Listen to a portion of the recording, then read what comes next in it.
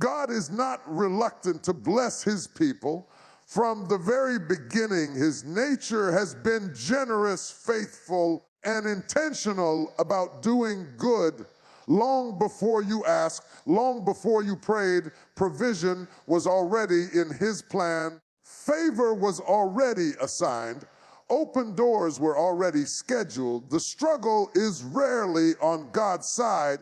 It is often found in the posture of the heart that is meant to receive. Blessings flow best where there is alignment of faith, obedience, and trust. Many people wait for a blessing while standing in opposition to the very instructions that would carry it. They desire peace but refuse to release bitterness. They pray for increase but resist discipline. They ask for clarity while holding tightly to control. This creates a spiritual traffic jam where heaven is ready to release, but the channel is blocked by resistance within. Alignment is not about perfection, it is about direction. It is choosing to move toward what God is asking, even when the steps feel uncomfortable. Misalignment often hides in small compromises. It is not always loud rebellion. Sometimes it is quiet neglect. Delayed obedience can be just as powerful as outright refusal. When God speaks and the response is postponed, momentum is lost. The blessing does not disappear, but access to it becomes delayed. Alignment restores that access by bringing the heart back into agreement with God's will. There is also alignment of mindset. Many blessings are blocked not by actions, but by beliefs. When someone believes they are unworthy, unqualified, or destined to fail, they unknowingly reject what God is offering. A limited view of self becomes a ceiling on what can be received. Alignment begins when the mind agrees with what God says rather than what fear or past failure has spoken. Fear is one of the most common sources of misalignment. It convinces people to stay where they are instead of stepping into what God has prepared. It dresses itself as wisdom but produces stagnation. Faith, on the other hand, moves even when the path is not fully clear. Alignment does not require full understanding, it requires trust. When trust replaces fear, the flow of blessing is restored. Alignment also involves relationships and priorities. Sometimes God will ask for separation, forgiveness, or reordering of time and focus. These instructions are not punishments, they are preparations. Blessings often require space to operate. When life is cluttered with distractions, unhealthy attachments, or misplaced priorities, there is little room for what God wants to do next. God's readiness to bless is constant, but the experience of that blessing is connected to positioning. When the heart is humble, the spirit is open, and the will is yielded, alignment takes place. In that space, blessings are no longer forced or delayed. They arrive naturally. What God has prepared finds a prepared vessel. What he has promised finds a willing heart. Breakthrough often begins with a willingness to look inward rather than outward. Many people ask God to change their situation without allowing him to examine their heart. Yet transformation is rarely external first. It usually starts within. When a person invites God to search them honestly, hidden barriers are exposed, barriers that prayers alone may not remove. Self-examination is not about condemnation. It is about clarity. It creates space for God to reveal what has been overlooked, avoided, or excused. There are times when life feels stuck not because of opposition from others, but because of unresolved issues within. Attitudes, patterns of thinking, and emotional responses can quietly shape outcomes. Pride may disguise itself as confidence. Fear may present itself as caution. Bitterness may hide under the language of self-protection. Without reflection, these inner conditions remain unchallenged, and what is unchallenged often remains unchanged. Honest self-examination requires humility. It means being willing to say, Lord, show me. This kind of prayer opens doors that loud declarations cannot. When God is invited to speak into motives and intentions, he brings truth with grace. He reveals not to shame, but to heal. Awareness becomes the first step toward freedom because what is acknowledged can be surrendered. Many people unknowingly repeat cycles because they never pause to ask why. The same conflicts, the same disappointments, the same missed opportunities reappear, each time wearing a different face. Self-examination breaks these cycles by identifying the root rather than just addressing the fruit. When the root is exposed, lasting change becomes possible. There is also healing that comes through reflection. Wounds that were never processed can influence present decisions. Past rejection may create present defensiveness. Old failures may limit current courage. When these hidden influences are brought into the light, their power begins to weaken. God does not demand instant healing. He invites honest acknowledgement. From that place, restoration flows. Self-examination also aligns desires with purpose. Sometimes what a person wants is shaped more by pressure, comparison, or fear than by calling. When motives are examined, clarity replaces confusion. Direction becomes sharper, decisions become wiser. Instead of striving for what looks good, the heart begins to pursue what is right. This inward work strengthens prayer. Prayers become more specific, more sincere, and more effective when they flow from awareness. Rather than asking vaguely for blessings, the heart begins to ask for transformation. Rather than demanding outcomes, it seeks guidance. God responds powerfully to this posture because it demonstrates trust and openness. When self-examination becomes a habit, growth accelerates. Progress is no longer accidental, it is intentional. Breakthrough no longer feels random, it becomes expected. The heart that is willing to be examined is the heart that remains teachable, and a teachable heart is always positioned to receive more. Prayer is powerful, but it is not meant to replace obedience. Many people pray sincerely, faithfully, and consistently, yet remain frustrated because nothing seems to change. The issue is not the lack of prayer, it is the absence of corresponding action. Obedience is the bridge between what is asked for and what is experienced.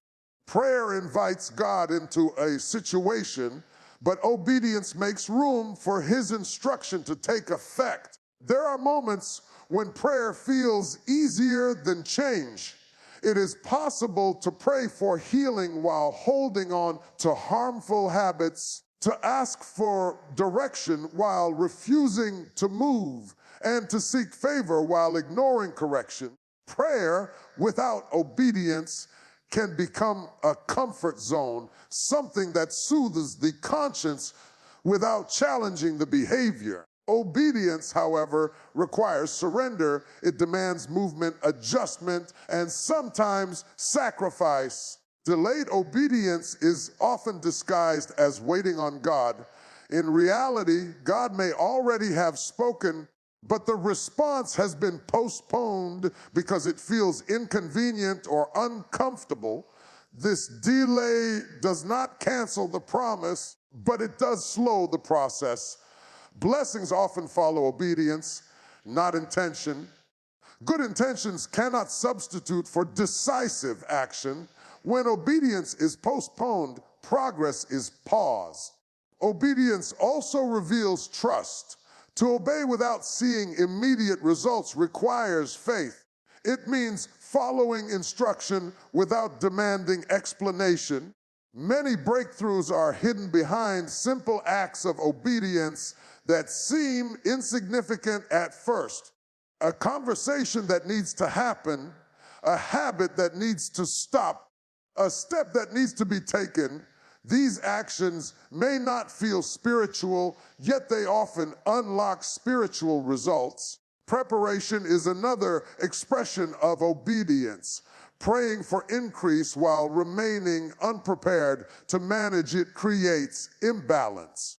Asking for new opportunities without developing the necessary discipline leads to frustration. Obedience prepares the vessel for what prayer requests? It aligns capacity with blessing. When preparation meets promise, the release becomes sustainable. There is also obedience in how one responds to conviction. When God corrects, the response determines the outcome. Ignoring conviction hardens the heart.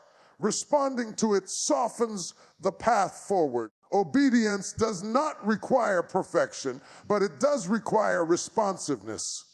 A willing heart that adjusts quickly stays in motion. Obedience transforms prayer from a request into a partnership. Instead of asking God to do everything, the believer begins to walk with Him step by step. Prayer becomes guidance, and obedience becomes execution. Together, they produce results that neither can achieve alone. When obedience accompanies prayer, clarity increases. Confusion fades because direction is being followed. Resistance decreases because alignment is restored. What once felt blocked begins to move, not because the prayer was louder, but because the response was faithful. Fear and unforgiveness often work quietly, yet their impact can be deeply limiting. They do not always announce themselves as obvious problems. Instead, they settle into the heart over time, shaping decisions, reactions, and expectations. Fear convinces a person to protect themselves at all costs, while unforgiveness persuades them to hold on to past pain. Together, they create emotional barriers that restrict spiritual growth and delay the flow of blessing. Fear speaks in the language of caution, but its goal is control. It urges people to avoid risk, resist change, and stay within what feels familiar. While wisdom seeks understanding, fear seeks safety. This difference matters because many blessings require movement. When fear dominates, opportunities are missed not because they were unavailable, but because the heart was unwilling to step forward. Fear shrinks vision, narrows faith, and limits what a person believes is possible. Unforgiveness operates in a similar way, though it is rooted in memory rather than imagination. It keeps the heart tied to a moment of hurt, betrayal, or disappointment. Even when time has passed, unforgiveness keeps the wound active. It affects trust, relationships, and emotional openness. A heart weighed down by unforgiveness struggles to receive freely because it is constantly guarding against being hurt again. Both fear and unforgiveness distort perception. Fear causes people to see threat where there is promise. Unforgiveness causes them to interpret present situations through the lens of past pain. In this state, Blessings can arrive and go unrecognized or be rejected altogether. The heart becomes selective, closed, and defensive, making overflow difficult to sustain. There is also a spiritual cost. Fear resists faith, and unforgiveness resists grace. Faith requires trust in what cannot yet be seen. Grace requires release of what has already happened. When either is missing, progress slows. Prayers may still be offered, but the heart is not fully open to receive the answer. The flow is restricted not by God's unwillingness, but by internal resistance. Letting go does not mean minimizing the pain or pretending it did not matter. It means choosing freedom over control. Releasing unforgiveness breaks the connection between past wounds and present decisions. Releasing fear restores the ability to hope, expect, and move forward. Both are acts of courage, not weakness. As fear loosens its grip, boldness begins to rise. As unforgiveness is released, peace returns. The heart becomes lighter, more open, and more responsive. In that openness, blessings no longer feel threatening or undeserved. They feel natural. What once felt delayed begins to flow, not because circumstances changed, but because the heart did. Surrender is often misunderstood as weakness, but in spiritual reality, it is a position of strength. It is the decision to stop striving for control and to trust God with outcomes that cannot be forced. Many people want the results of surrender without the process of letting go. Yet surrender is not passive. It is an intentional yielding of will, pride, and self-reliance. When this yielding takes place, the heart becomes properly positioned to receive what God has already prepared. True surrender begins internally. It starts with thoughts, attitudes, and expectations. A person may appear surrendered outwardly while still negotiating inwardly. Hidden resistance can exist beneath polite prayers and spiritual language. God responds not to appearance, but to authenticity. When the heart releases the need to manage every detail, space is created for divine direction to lead. Surrender also involves timing. Many delays come from insisting on immediate answers or quick results. Trust grows when a person allows God's timing to shape the journey. This does not mean waiting without action. It means moving when instructed and resting when required. Surrender aligns effort with divine order, preventing burnout and frustration. There is surrender in relationships as well, releasing the need to control people, outcomes, and perceptions frees emotional energy. When expectations are surrendered, peace increases. This does not eliminate responsibility or boundaries, but it removes the pressure of manipulation. Blessings often flow more freely when the heart is no longer burdened with trying to manage everything. Surrender is also evident in how one responds to correction. When guidance is received without defensiveness, growth accelerates. Resistance to correction often comes from fear of loss or pride. Surrender softens the heart, making it teachable. A teachable spirit remains flexible, and flexibility allows God to redirect without conflict. Another aspect of surrender is releasing identity struggles. Many people cling to labels formed by past failures, successes, or opinions of others. These identities can limit future growth. Surrender allows God to redefine purpose and direction. When self-image aligns with divine intention, confidence becomes stable and secure. As surrender deepens, peace replaces pressure, Decision making becomes clearer because the burden of outcome is no longer carried alone. Anxiety decreases because trust increases. In this posture, blessings are not chased, they are received. The heart becomes open, receptive, and aligned with God's movement. Positioning is everything. A surrendered heart is positioned to hear clearly, respond quickly, and receive fully. When surrender becomes a daily posture rather than a one-time act, alignment remains intact. From that place, growth is consistent, direction is steady, and blessings flow without resistance.